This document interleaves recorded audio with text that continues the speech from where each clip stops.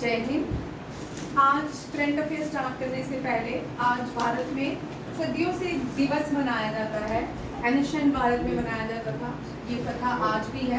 सब लोग भारत में हम मनाते हैं गुरु पूर्णिमा। गुरु पूर्णिमा का जो मैसेज होता है ये स्टूडेंट और गुरु के बीच होता है।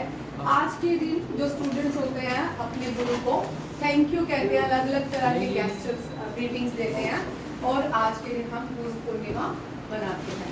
गुरुकुल में सिखाया जाता है गुरु ब्रह्मा गुरु विष्णु गुरु देवो महेश्वरा गुरु साक्षात परम ब्रह्मा तस्मै श्री गुरु नमः। ये संस्कृत में है, ये गुरुकुल में ऐसे सिखाया जाता है।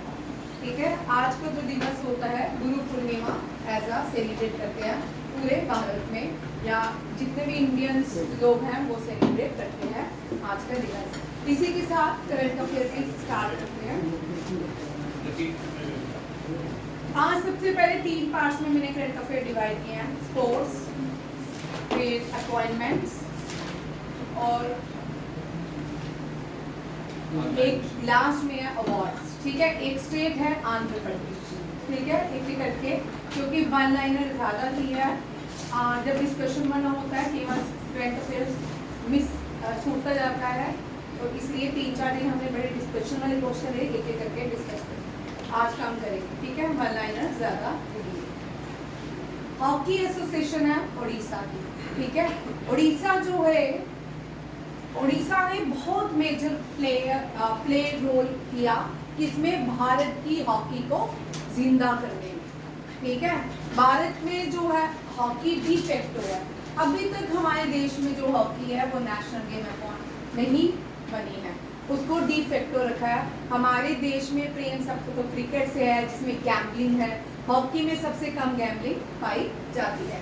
और सबसे ज़्यादा जो गैम्बलिंग क्रिकेट में है, क्रिकेट जो ब्रिटिशर्स भारत में रूल करते थे उनका नेशनल गेम था।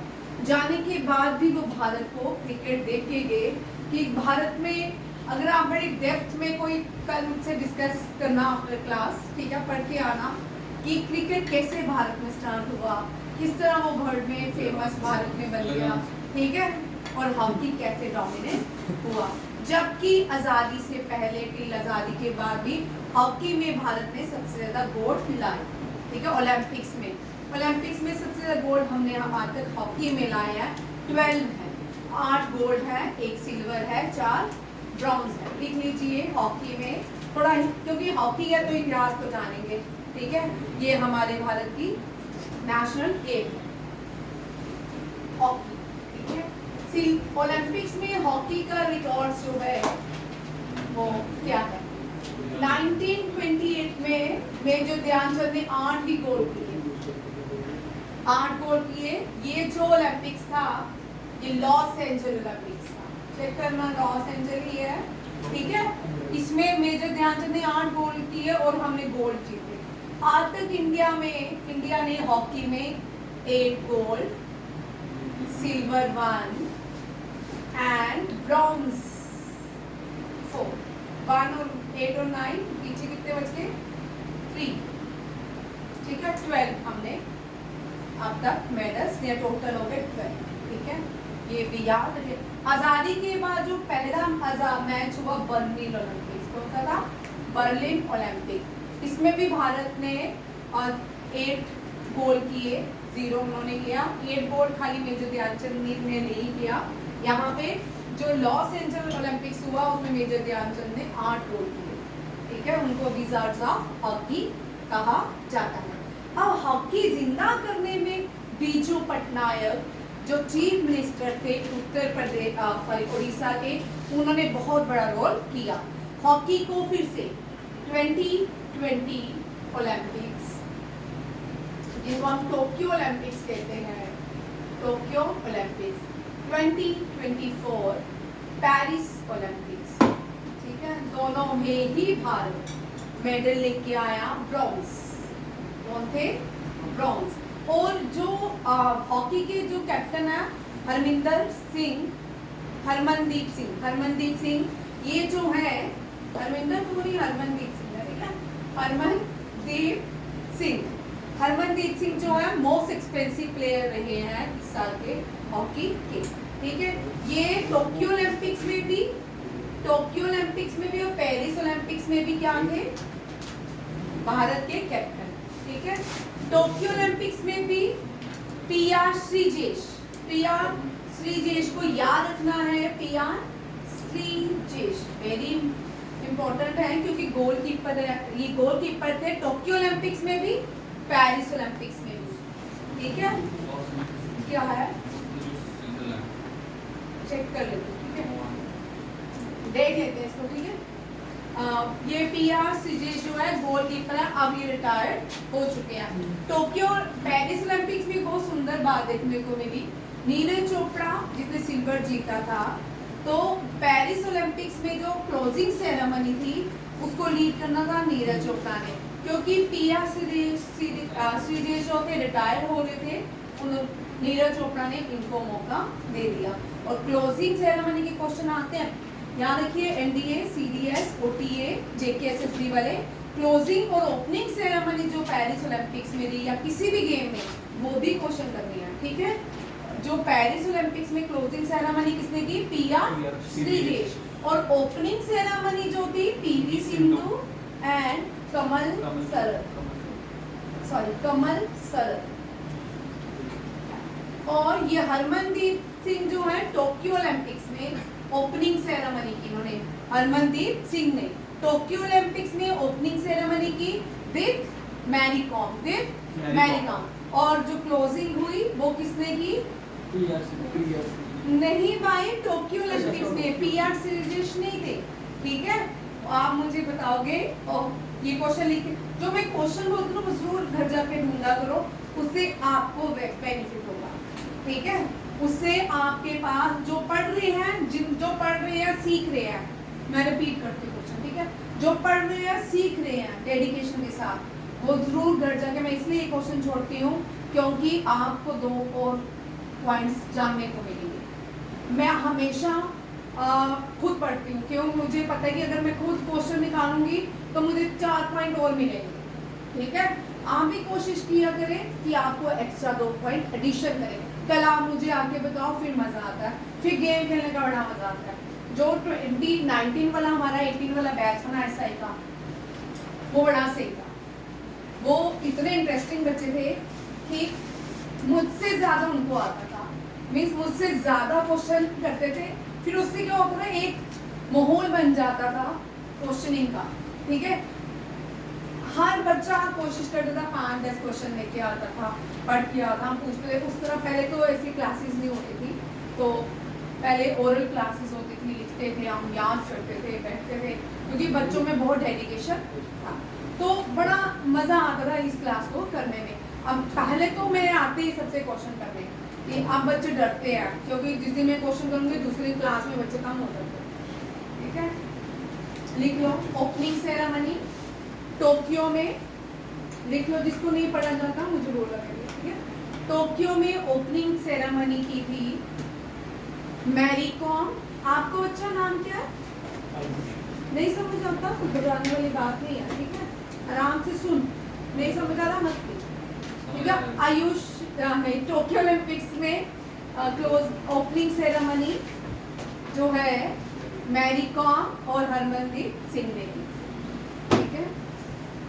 टोक्यो ओलंपिक्स में जो हॉकी की फीमेल टीम थी ना, उसने भी बड़ा अच्छा रोल किया, बड़ा अच्छा खेली थी, ठीक है, वो भी याद। और रानी रामपाल फर्स्ट है इंडियन हॉकी प्लेयर जिसके नाम पे स्टेडियम, ठीक है, लिखिए Rani Rampal first Indian athletes stadium name as Rani Rampal stadium. Rani Rampal youngest hockey players थी और टोक्यो ओलंपिक्स फीमेल हॉकी की टीम थी। रानी रामपाल हॉकी में हमेशा याद रखी जाएगी। रानी रामपाल पहली एथलीट्स है फीमेल जिसके नाम पे भारत में स्टेडियम है।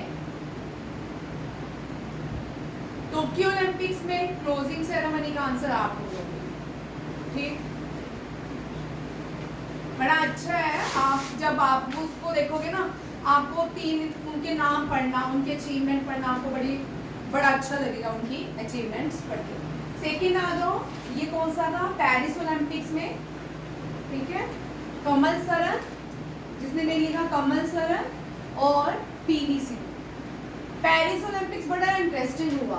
पेरिस ओलंपिक्स जो है ना, इसकी सेरेमनी रिवर में की थी, और आप उस रिवर का नाम मुझे बताओगे, ठीक है, उस रिवर का नाम बताओगे जिसकी इनॉग्रेशन पेरिस ओलंपिक्स की रिवर के ऊपर, ठीक है। नेक्स्ट लिखिए closing ceremony PR Sreejesh, PR closing ceremony Paris Olympics, PR Sreejesh, very important question. Hockey का, हॉकी में इसमें क्या आया था, ब्रॉन्ज। अब देखिए दुनिया में सबसे बड़ा हॉकी स्टेडियम, ये भी with the help of Biju Patnaik की हेल्प से बना ये, ठीक है, हॉकी स्टेडियम दुनिया का सबसे बड़ा। सीटिंग कैपेसिटी है, इसका नाम है Birsa Munda hockey stadium, Birsa Munda hockey stadium, ये भी उड़ीसा में है। अब आप बताओगे उड़ीसा में कहाँ, ठीक है, ये आप लोगों के लिए क्वेश्चन, कल मुझे बताना, ठीक है। क्लास को थोड़ा चेंज करेंगे, थोड़ा इम्प्रूव करते हैं, चलो इसी तरह आप लोग 4 क्वेश्चन सीख के आएंगे, मुझे बताएंगे क्या क्लोजिंग सेरेमनी। गूगल बाबा मुझे पता है सबके पास है, मैं देख के बताना, ठीक है। चलिए नेक्स्ट, नीरज चोपड़ा। नीरज चोपड़ा जो है 7 जुलाई को हम जेवलिन डे मनाते हैं, अगस्त को लिख लीजिए, 7 अगस्त को हम जेवलिन डे मनाते हैं। क्यों? इस दिन नीरज चोपड़ा ने गोल्ड मेडल जीता था टोक्यो ओलंपिक्स में भारत के लिए। नीरज चोपड़ा ने रिसेंटली बहुत सारी डायमंड लीग जीती है, स्विट्जरलैंड डायमंड अभी फाइनल होना है, कतर डायमंड लीग में नीरज चोपड़ा का सिल्वर मेडल आया था, और जो सेकेंड हुई ऑस्ट्रेलिया डायमंड लीग उसमें गोल्ड जीता है। Olympics and world champion Neeraj Chopra won the inaugural Neeraj Chopra classic in Bengaluru with the throw of 86.18 metre. ये भी आप देखिए। नेक्स्ट है, मैं रिपीट कर रही हूँ क्वेश्चन। रणजी ट्रॉफी विदर्भा ने जीती। आईसीसी वुमेन चैंपियनशिप जो है ऑस्ट्रेलिया ने जीता। Syed Modi international badminton tournament PV Sindhu ने गोल्ड जीता। आर प्रज्ञानंदा टाटा स्टील मास्टर में डिफीट हुए, और टाटा स्टील मास्टर डी गुकेश ने जीता। टाटा स्टील मास्टर डी गुकेश, ये दोनों ही, और ये प्रोमिनेंट आर प्रज्ञानंदा भी, ठीक है, ये भी चेस के बहुत बड़े प्लेयर हैं। एलन बॉर्डर ऑस्ट्रेलियन क्रिकेटर थे, इनके नाम पे ट्रॉफी रखी गई है। इस साल ट्रेविस हेड को मिली है। चेन्नई ओपन टेनिस है, करियान जैक्यूट को ने चेन्नई ओपन जीता। Indian snooker championship very important, हर साल की ये भारत के प्रोमिनेंट स्नूकर प्लेयर हैं पंकज अडवाणी।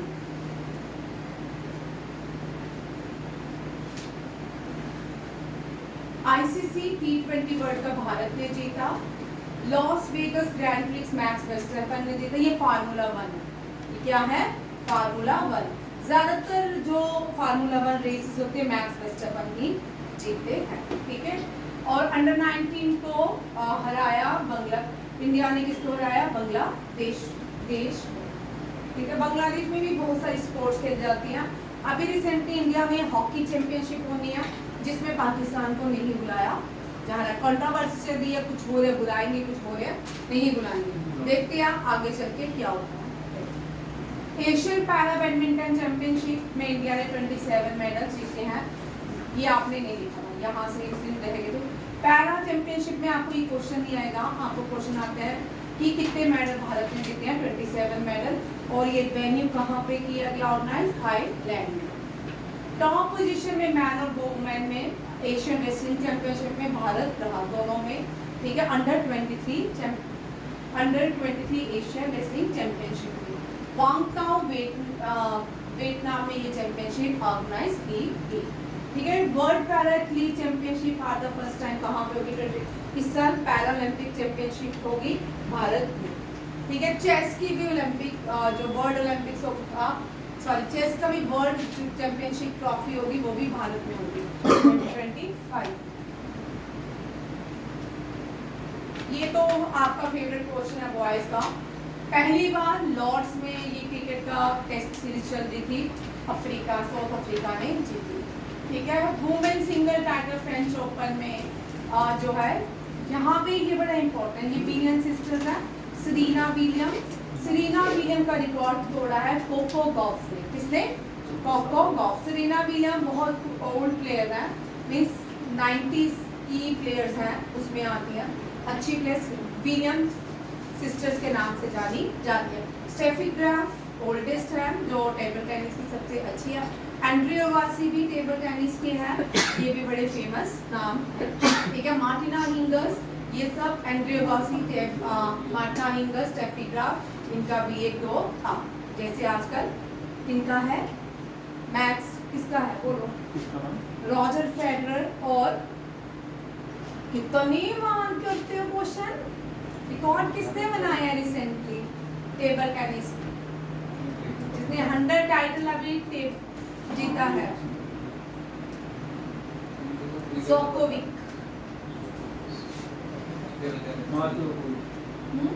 नाम जोकोविक नहीं है, मैंने सिर्फ जोकोविक बोला, नाम तो बता दो। सही गया। ये डेली हम 2 साल से पढ़ते हैं फिर भूल जाते हैं। ठीक है। बड़े मजेदार हम, हाँ आज के दिन डाल सकते, कल डाल सकते। और मेंस में कार्ल्स एल्क्रेज ने जीता है। ठीक है। फ्रेंच ओपन 2025, ये भी कभी कभी क्वेश्चन आ जाते हैं। पिछले कुछ सालों से देखे, पहले इनके क्वेश्चंस नहीं आते थे, बट कहीं भूले भटके किसी न किसी एग्जाम में डाल ही देते हैं इनको। ठीक है। फ्रेंच ओपन, ऑस्ट्रेलियन ओपन, वेम्बलेडन, ये सारे क्वेश्चन इनके डालते हैं। ठीक है। इनमें से कुछ गेम्स जो है हार्ड सरफेस पे होती है, कुछ क्ले में होती है, अलग अलग सरफेस में ये गेम ऑर्गेनाइज की जाती है। नेक्स्ट देखिए क्वेश्चन आंध्र प्रदेश का। ठीक है। आंध्र प्रदेश से मैंने बहुत सारे इस साल के जितने भी आंध्र प्रदेश में स्कीम लॉन्च की हैं वो सारी लाई हैं। ठीक है। स्कीम्स बैंकिंग के लिए वेरी इंपॉर्टेंट, क्योंकि जैसे जैसे स्टूडेंट्स रहते हैं उस हिसाब से करंट अफेयर भी मैं ऐड करती हूँ। पहले हमारे यहाँ बैंकिंग का नहीं था, अब बैंकिंग की भी एंट्रेंस की जो है उनके लिए मैं सारी स्कीम्स लाई हूँ। स्कीम्स रहेंगी और स्कीम जेके एसएसबी एसआई में भी रहने वाली है। 2 एग्जाम में रहती है स्कीम्स। एनडीए में थोड़ी कम आती है, सीडीएस एनडीए में, ओटीए में थोड़ी सी कम आती है। ठीक है। जेके एसएसबी वाले जो जनरल पेपर होते हैं उनमें स्कीम्स रहती है।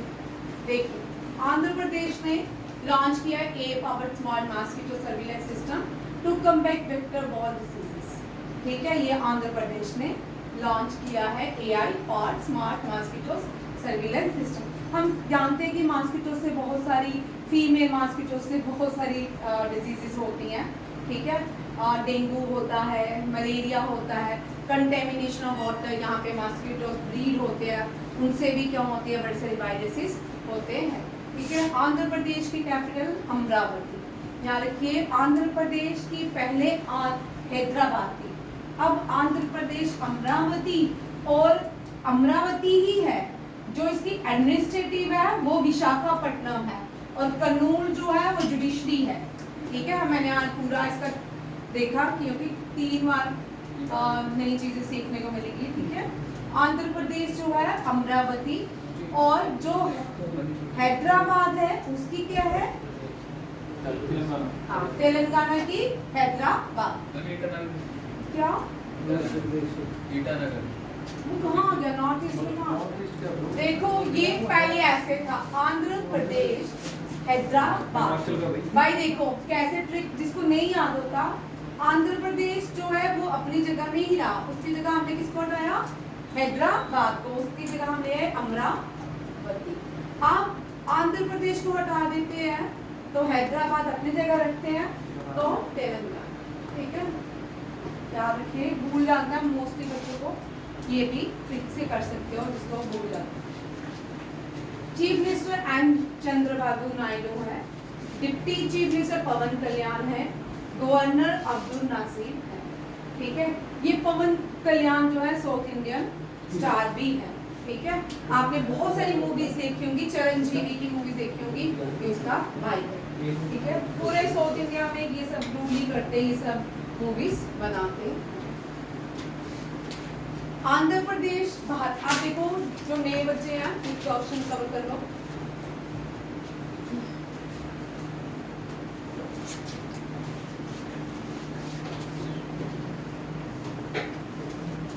भारत की कोस्टल, ठीक है, भारत की कोस्ट लाइन गुजरात से स्टार्ट होती है। कहाँ से? गुजरात से। अगर पूछे गुजरात से वेस्ट बंगाल, कहाँ तक जाती है? गुजरात से वेस्ट बंगाल भारत की कोस्ट लाइन स्टार्ट होती है। युवराज, ठीक है। अब कितनी स्टेट्स जो है कोस्ट लाइन्स में आती है? ठीक है, क्या चल कितनी स्टेट जो है कोस्ट लाइन्स में आते हैं? Gujarat, Maharashtra, Goa, Karnataka, Kerala, Tamil Nadu, Andhra Pradesh, Odisha, along with Union Territory, Daman and Diu, Andaman Nicobar, Puducherry, Puducherry बोलते हैं। ठीक है, ये भी याद रखिए। कितनी यूनियन टेरिटरी आती है, कितनी स्टेट्स आती है, काउंट करते हैं। कभी कभी नंबर भी आ जाते हैं। आपको जब भी बच्चे जो नहीं है ना, एक पर्टिकुलर एग्जाम को लेके मत बैठो। जब आप कोचिंग लेते हो ना, आपके बड़ा विजन हो जाता है। आपका अपना कंपेक्ट नहीं करना है, बोलना है अपने आप को। जितने भी एग्जाम है ना, सब देते जाना है। ये नहीं सोचना कि एक ही एग्जाम में आना है। ठीक है, एसएससी के जेकेएसएस भी नहीं निकाले, छोड़ दो, बट बैंकिंग के तो पूरे साल एग्जाम हो रहे हैं ना। बैंकिंग के पूरे हो रहे हैं, सेंट्रल के एसएससी हो रहा है, सीजीएल हो रहा है, सीएचएसएल हो रहा है, और आपके बड़े से सेंटर के एग्जाम देखते जाओ, बड़ी अच्छी जॉब्स हैं सेंटर में। ऐसा नहीं है कि कोई एक आपको सीआरपीएफ में मिल गया, ऐसा नहीं है। बड़े सीडीएस लड़कियों के लिए जो ग्रेजुएशन हो गया, ओटीए है। ओटीए जो अगर बैंकिंग की तैयारी करे, ओटीए तो उसके लिए क्या मुश्किल है। ठीक है, ओटीए बहुत अच्छा है। ठीक है, सीडीएस भी रहे, सारे एग्जाम दे, एक एग्जाम मत ले, जो आपका मेन टारगेट है उस पर रहे, बट एग्जाम सारे रहे, ताकि आपको ज्यादा से ज्यादा प्रैक्टिस करने को मिले, पैटर्न पता चले, और आप इंडल्ज हो और क्वेश्चंस करें। ठीक है, यहाँ पे 8 जो स्टेट है, 1 2 3 4 5 6 7 8 9, कितनी स्टेट आई है? 9। याद रखिए, भारत की 9 स्टेट्स मिलके भारत की कोस्टल लाइंस बनाती हैं। सबसे बड़ी स्टेट है गुजरात। कौन सी? लॉन्गेस्ट कोस्टल स्टेट कौन सी है? गुजरात। सेकेंड लॉन्गेस्ट कौन सी है? आंध्र प्रदेश। ठीक है, हमने अभी आंध्र प्रदेश कर रहे हैं, इसलिए इसको मैंने ऐड किया। Southern eastern coast of India में लाई करती है। सेकेंड लॉन्गेस्ट कोस्टल लाइंस है, और कितनी है? 974 kilometre to Bay of Bengal तक जाती है। ठीक है, अब साउथ इंडिया में ही नदियां हैं। नदियां सारी जो है मानसूनल रिवर्स या नॉन पेरिनल रिवर्स, वो कहाँ पे है? साउथ इंडिया में। किस कौन कौन सी? गोदावरी, कृष्णा, कावेरी, महानदी, ये सारी। अब एक थोड़ा फनी क्वेश्चन करेंगे। ठीक है, अब ये नदियां तो यहाँ पे है ना, अब ये यहाँ क्रॉस करके बे ऑफ बंगाल कैसे जाती है? थोड़ा सा मुस्कुरा भी लेते हैं। अविराज, कैसे जाएगी? ऐसे इधर नदियां इतने पहाड़ चढ़ के थोड़ी जाएंगी, ऊपर थोड़ी चलती है नदियां, है ना? चढ़ती है क्या? ऊपर से आती है। और युवराज, ये मैं हमेशा ही, मैं जब छोटी थी ना, मैं हमेशा सोचती थी नदियाँ यहाँ से यहाँ कैसे चल जाती है। ठीक है, फिर मैं ये जानबूझ के फनी क्वेश्चन है, ये मैप में भाई, मैप में लैंड नहीं ऐसे होती है मैप की तरह। ठीक है, ये हमने मैप में बनाएंगे नदियाँ, नदियाँ अपने रास्ते ही चलती हैं। ठीक है, ऊपर से नीचे क्रॉस कर, ठीक है। यहाँ पे नदियाँ ये सारी कहाँ जाएंगी, बे ऑफ बंगाल। कभी कभी एनडीए सीडीएस में मोस्टली क्वेश्चन रहता है ये जो नदियाँ हैं गोदावरी, कृष्णा, कावेरी, महानदी, इनको कौन सी नदियाँ ईस्टर्न फ्लोइंग रिवर बोलेंगे कि वेस्टर्न फ्लोइंग? ये इस तरफ है ईस्टर्न फ्लोइंग रिवर। कौन सी है? ईस्टर्न फ्लोइंग रिवर है। ईस्टर्न फ्लोइंग रिवर कौन से सी को मिलती है? बे ऑफ बंगाल को मिलती है। अब इनकी यहाँ भी तो नर्मदा तापी है, नर्मदा और तापी, ये भी जो है ये सेंट्रल भारत की नदियाँ आ गई, ये दोनों ही अरेबियन सी जाती है। कहाँ जाती है? अरेबियन सी। अब इंडस यहाँ पे है तो इंडस कहाँ जाएगी? अरेबियन सी। गंगा भी पहाड़ों से निकलती है, ब्रह्मपुत्रा भी, ये दोनों भी बे ऑफ बंगाल जाएंगे, ठीक है। ये चार्ट याद रखिएगा। और जो इस तरफ नदियां बहती है, सॉरी नर्मदा ताप्ती, ये दोनों कौन सी है? Western flowing rivers. कौन सी है? वेस्टर्न। इंडस भी यही बहती है तो इंडस भी वेस्टर्न फ्लोइंग रिवर है, ठीक है। यहाँ से इंडस से लेके हिमालय जो है, इंडस से लेके ब्रह्मपुत्रा तक जाता है, हमारे वेस्ट टू ईस्ट जाता है। वेस्ट इंडस और ब्रह्मपुत्रा नदी ये है, ठीक है। Brahmaputra west eastern flowing river और इंडस जो है वेस्टर्न फ्लोइंग रिवर, ठीक है। ये वाला चार्ट जरूर बनाया करें, साथ में यहाँ रहता है। अभी 10 बार करोगे फिर जाके याद होगा, भूल जाएगा बार बार रिपीट करना। समझ आया? अब आंध्र प्रदेश को हम एक दुनिया में राइस बोल किसको कहते हैं? राइस बोल ऑफ वियतनाम को हम rice bowl of the world कहते हैं। कुछ अलग अलग इसके कंसेप्ट हैं, कुछ मानते हैं कुछ नहीं मानते, ठीक है। फ्रूट बोल ऑफ इंडिया हिमाचल प्रदेश, ठीक है। Rice bowl of India Andhra Pradesh. Andhra Pradesh को हम राइस बोल ऑफ इंडिया कहते हैं, ये भी याद रखिएगा। अच्छा, वीट बोल ऑफ इंडिया पंजाब। हाँ, वीट कहाँ पे है? पंजाब। वीट हमने क्रांति से लाया था, बुक क्रांति का नाम क्या है? Green revolution. क्या है? Green revolution. उस ग्रीन रेवोल्यूशन के फादर कौन है? ये क्वेश्चन आते हैं, बार बार आते हैं, ठीक है। एमएस स्वामीनाथन, ठीक है। ग्रीन रेवोल्यूशन लिख लीजिए। ग्रीन रेवोल्यूशन के father of green revolution in India MS Swaminathan. Viraj question आते हैं, ठीक है। एमएस स्वामीनाथन। कुछ क्वेश्चन में छूट छोड़ रही हूँ, बट देर से करवाए नहीं, उनको ऐड करूंगी, ठीक है। नंबर रहने दे, मैं नहीं आऊँ ये जरूरी नहीं है, प्रेजेंटेशन और आवाज आनी चाहिए, ठीक है। एमएस स्वामीनाथन इंडिया के फादर है। वर्ड के हैं नॉर्मन बोरलॉग। वर्ड के लिखिए father of green revolution in world, ठीक है। Norman NORMAN Norman Borlaug LAUNG। Norman Borlaug was the father of green revolution in world. Rice bowl हो गया आंध्र प्रदेश, वीट बोल हो गया Punjab. Sugar bowl of the world Cuba. Cuba को sugar bowl of the world बोलते हैं। But याद रखिए after 2022 world leading sugar producing country is India. और आपको इस तरह के क्वेश्चन बैंकिंग में रहते हैं, ठीक है, क्योंकि एग्रीकल्चर में भी बैंकिंग के क्वेश्चन परसेंटेज पूछी जाती है।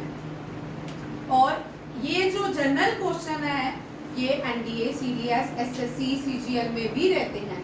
थोड़ा थोड़ा पैटर्न अलग पूछते हैं, बट इस तरह के क्वेश्चंस रहते हैं, ठीक है। और भाई एसआई में ये रहेंगे। आप एक तो रहेगा शुगर बोल ऑफ इंडिया। गन्ना कहाँ मिलता है? उत्तर प्रदेश, ठीक है। Sugar bowl of India Uttar Pradesh. Uttar Pradesh का largest producer of sugar. Golden fibre बोलते हैं जूट को। West Bengal is the largest producer of jute, ठीक है। Cotton produced in cotton, largest cotton producing state in India.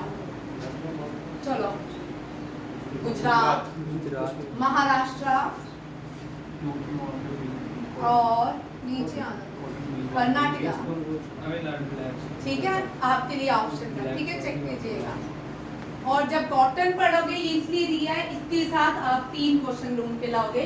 Cotton कौन सी सॉइल में ग्रो होता है, उस सॉइल को क्या कहते हैं, ठीक है, और वो दक्कन ट्रैप में कहाँ कहाँ पाया जाता है। 4 क्वेश्चन। एनडीए कहाँ गए, एनडीए ये क्वेश्चन चारों दक्कन ट्रैप में कौन सी क्रॉप पाई जाती है, ठीक है, और कॉटन कहाँ ग्रो होता है, सॉइल का नाम क्या है, और उस सॉइल को एक दूसरे नाम से भी जाना जाता है, ठीक है। ब्लैक सॉइल तो पता है, और भी कुछ कहते हैं, ठीक है, ठीक है। हाँ चलिए, इधर नदियां होगी गोदावरी कृष्णा, ये पन्ना है, यहाँ गोदावरी और कृष्णा बहती है। कौन सी, गोदावरी और कृष्णा। ईस्टर्न घाट तमिलनाडु की सबसे बड़ी जो पीक है वो है, 3 लिख लीजिए, मैं लिख देती हूँ। तमिलनाडु की नीलगिरी, डोडा बेटा, जिंदागाड़ा, ठीक है, दोदा बेटा, दोदा बेटा, ठीक है, लिख लो। ईस्टर्न घाट की जो है, जो ईस्टर्न घाट है उसकी सबसे बड़ी पीक है जिंदागाड़ा, ठीक है। अब यहाँ बोल रहे हैं आंध्र प्रदेश, किसकी, ये आंध्र प्रदेश जो है, इसकी यहाँ पे मैंने लिखी है हिल, हाईएस्ट पीक अरमा कोंडा, ये लिखी है अरमा कोंडा, ये भी याद रखिए, अरमा कोंडा, तीनों लिख लो, ठीक है। केरला की हाईएस्ट पीक अनाई मुड़ी, वेस्टर्न घाट की हाईएस्ट पीक अनाई मुड़ी, ठीक है। इंडियन पेनिसुलर की हाईएस्ट पीक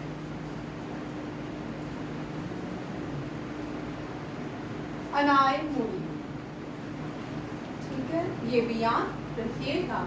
ये नीलगिरी दोदा बेटा जो है नीलगिरी में है, और ईस्टर्न घाट की जिंदागाड़ा और वेस्टर्न घाट की अनाई मुड़ी, ठीक है।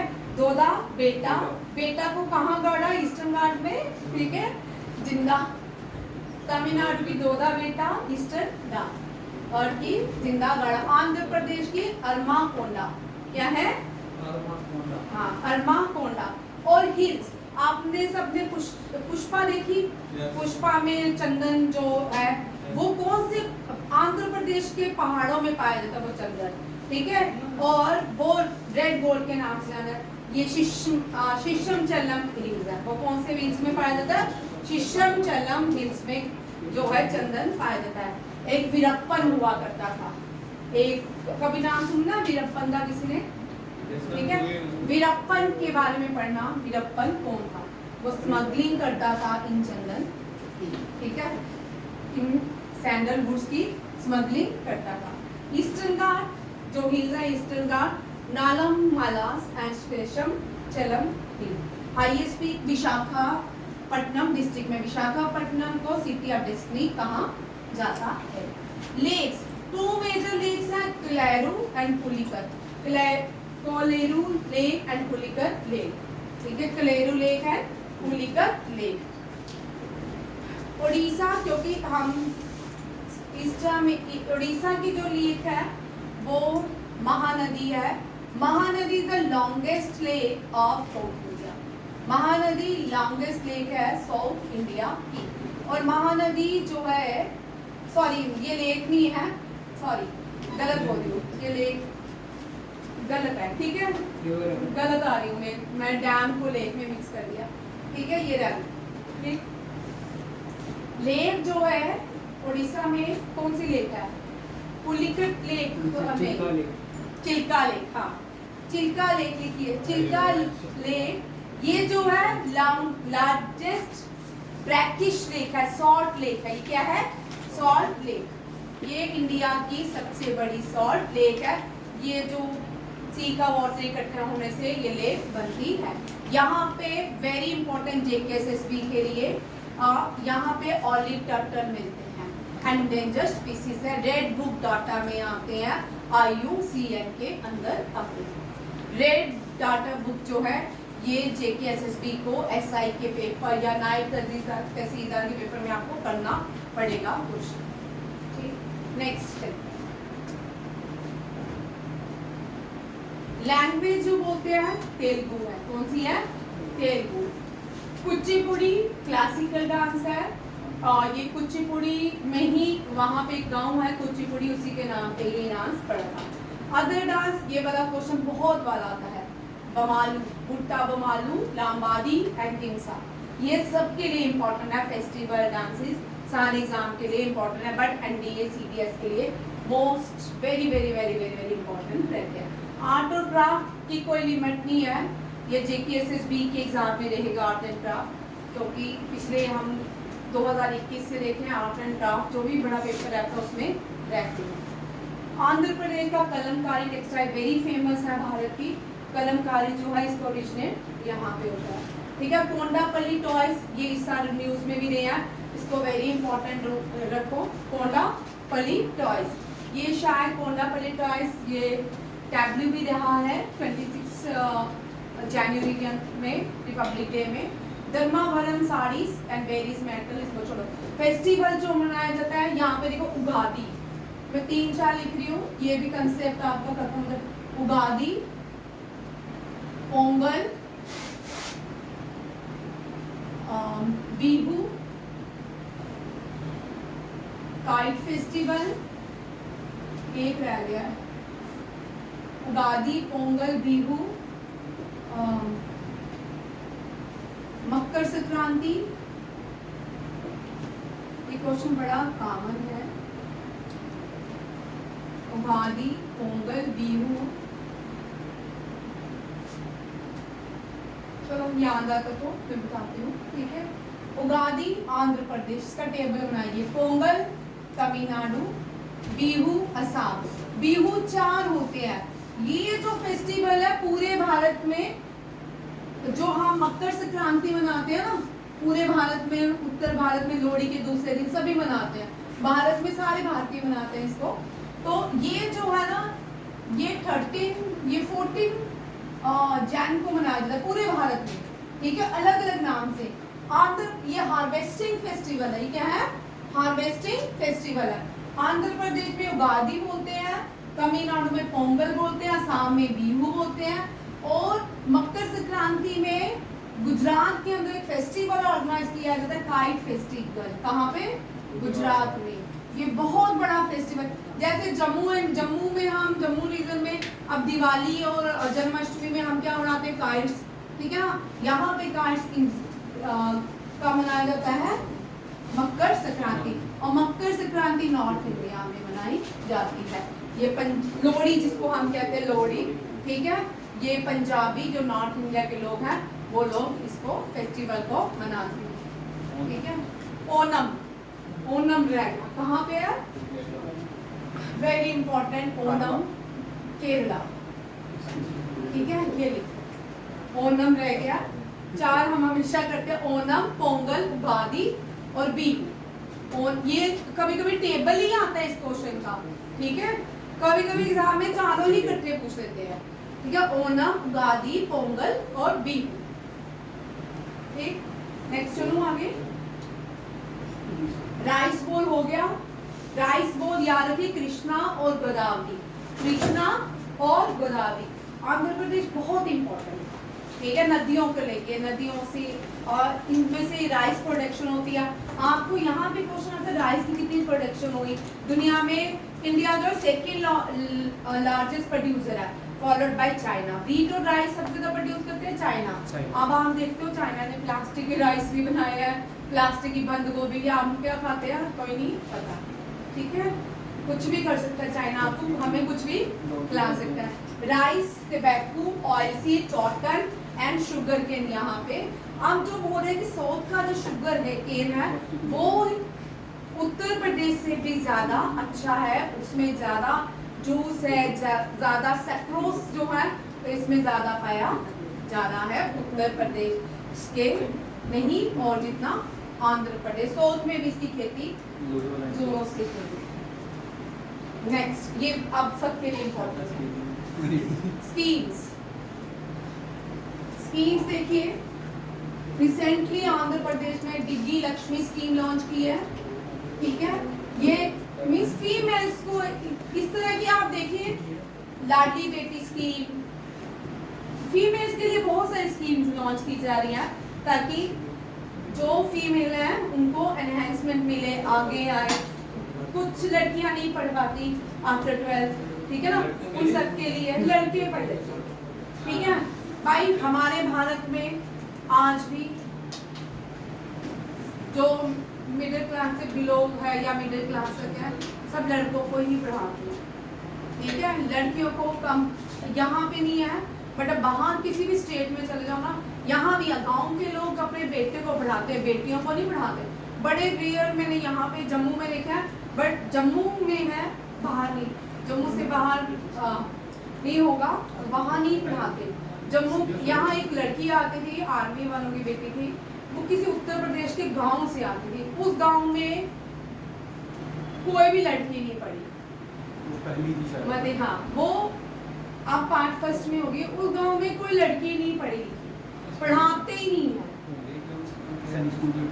मिस पढ़ाते नहीं है लड़कियों को वहाँ पे। आपको लगता है हमारे JNK में आपको हर बच्चा पढ़ता, मैंने अभी सुबह भी बताया, आपको JNK के लास्ट बॉर्डर तक आपको ऑफिसर्स मिलेंगे, IAS ऑफिसर मिलेंगे, KS ऑफिसर मिलेंगे, कोई डॉक्टर मिलेगा, यहाँ जम्मू से लेकर पुंछ तक, ठीक है। आपको सारे गांव में हर बच्चा पढ़ता हुआ मिलेगा, पढ़ रहा हुआ। कोई ऐसा गांव नहीं है JNK में जिसका बच्चा नहीं पढ़ता हो, यहाँ पे एजुकेशन नहीं दी है। बट उत्तर प्रदेश में आज भी ऐसे गाँव हैं, आज भी ऐसे प्लेसेस हैं यहाँ पे लड़कियों को शिक्षा नहीं दी जाती। आज भी JNK में कुछ मदर्स अपने बेटों को शिक्षा देती हैं, बेटियों को नहीं देती, क्योंकि उनके पास सोर्स नहीं होते, बेटियों को नहीं पढ़ाते। जितने भी JNK में बिहार, मध्य प्रदेश से लोग काम करने आए हुए हैं, उनके बच्चे सब पढ़ते हैं भाई। उनके बच्चों के लिए जितने भी, जिनको आप बिहारी बोलते हैं, बागड़ी बोलते हैं हम, वो सब, उनके सब बच्चे यहाँ पे आए एजुकेशन ले रहे हैं। सबके बच्चे, जो मेरे घर में काम करती है, जो भी उसकी बेटी इंटेलिजेंट है, 12th पास होगी अच्छे नंबरों से, 88% से। तो बड़े सारे लोग हैं जो पढ़ा रहे हैं अपने बच्चों को जम्मू एंड कश्मीर, क्योंकि यहाँ पे एनवायरनमेंट ही ऐसा है, यहाँ पे सब बच्चे लोग अपने बच्चों को स्कूल भेजते हैं, ठीक है। अभी भी हमारे भारत में ऐसा है। इस तरह की स्कीम्स देखो कौन कौन सी स्टेट्स में लगाई जाती है, देखना, MP, बिहार, उत्तर प्रदेश या साउथ इंडिया की कुछ है। साउथ इंडिया में भी पढ़ाई हो रहा है, तो ये कम ही लोग होंगे जो इस तरह की स्कीम्स को अडॉप्ट करते हैं, ठीक है। ये स्कीम जो है डिग्गी लक्ष्मी है, तो इसका मतलब ये पैसों की स्कीम है। ये किसके लिए है? रूरल नहीं, अर्बन लोकल बॉडीज के लिए, किसके? शहरों की औरतों के ये प्रोवाइड की जाएगी। 9034 कॉमर्स सर्विसेज सेंटर बनाए गए हैं, अर्बन पुअर वुमेन्स को एड प्रोवाइड की जाएगी। दीपम 2 स्कीम ये बड़ा, ये सेकंड है। दीपम 101 हो चुकी है, अब ये 2 है, ठीक है। इसमें फ्री गैस सिलेंडर प्रोवाइड किए जाते हैं साल में, 90 लाख बेनिफिशरीज है, कौन चुके हैं। नेक्स्ट क्वेश्चन देखिए, leap for the learning excellence in Andhra Pradesh. ये इनिशिएटिव है एजुकेशन सिस्टम को प्रमोट करना। इसमें 26 एकेडमिक सेशन खोले गए हैं, जिसमें लर्निंग, स्किल और टेक्नोलॉजी को लाया जाएगा, क्योंकि हमने इतना ही करना है। क्योंकि जो भी रीजनल में स्टेट की जो स्कीम्स हैं, उनको सिर्फ हमने याद रखना कहाँ पे इम्प्लीमेंट की है, किसने किया, नाम क्या है, इतना। बट सेंटर की स्कीम्स को डिटेल में पढ़ना है। सेंटर की स्कीम को एक एक पॉइंट, कब बनी, कब इम्प्लीमेंट हुई, 1, कब 2, कब 3, 4, कितने बेनिफिशरी सारे। आंध्र प्रदेश अक्टूबर 2 तक इसने बोला बैन कर देंगे सिंगल यूज प्लास्टिक। बैन कहाँ कर देंगे? कोल्ड ड्रिंक की छोटी सी छोटी बोतल आ रही है रोज, सिंगल यूज प्लास्टिक, ठीक है। स्कीम्स ऑफ आंध्र प्रदेश, ये भी देखिए वेरी इंपॉर्टेंट। तलकी बंधनम स्कीम, इसमें 15,000 एनुअल मदर को प्रोवाइड किए जाएंगे, जिनकी बेटियां 1 to 12 साल तक स्कूल इनके बच्चे जाते हैं, ठीक है। ये PM किसान सम्मान निधि की स्कीम का आंध्र प्रदेश ने इसका नाम दिया अन्नदाता सुखभवा। हमारे पूरे भारत में किसान को 6,000 रुपये दे देते हैं प्राइम मिनिस्टर किसान सम्मान निधि के अंदर, ठीक है। 2,000 की इंस्टॉलमेंट होती है, इसमें ज़्यादा, इसमें 20,000 पर एनम टू फार्मर्स दिए जाएंगे। अन्नदाता सुखी भवा प्राइम मिनिस्टर स्कीम, किसान स्कीम। अब अपॉइंटमेंट्स में कॉमनवेल्थ यूथ पीस एम्बेसडर बनाया गया है सुकन्या सोनावाल को। कन्या सोनावल IIT गुवाहाटी की स्टूडेंट है, उसको कॉमनवेल्थ यूथ पीस एम्बेसडर के लिए नॉमिनेट किया गया है। संयोग गुप्ता जो है, इनको CEO बनाया गया है ICC इंटरनेशनल क्रिकेट काउंसिल का। दो जियोफ एलार्डाइस को डिलीट किया गया है, इसका इनको हटा के रिप्लेस किया संजोग गुप्ता, ठीक है। अब ICC मेन क्रिकेट कमेटी ने चेयरमैन सौरभ गांगुली आज भी इस पोजीशन पे उनको रीअपॉइंट किया गया है। ICC main cricket committee, very important question, ठीक है।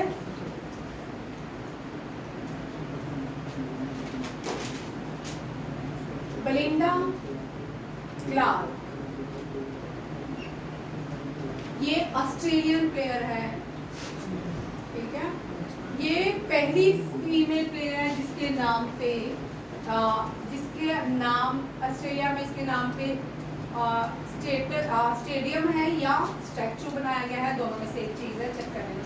बहुत पुराना 3-4 साल पुराना ट्रेंड अफेयर है ये बेलिंडा क्लार्क, क्योंकि फीमेल अपॉइंट हुई है इंटरनेशनल ओलंपिक, सॉरी ये मुझे लगा क्रिकेट की बनी है, ठीक है, क्रिकेट का वो अलग था। यहाँ देखिए क्रिस्टी कोवेंट्री, वेरी इंपॉर्टेंट, ये पहली वुमेन, फर्स्ट अफ्रीकन वुमेन जो इंटरनेशनल ओलंपिक कमेटी में अपॉइंट की गई है। यहाँ तक रखते हैं, वेल क्लियर, थैंक यू।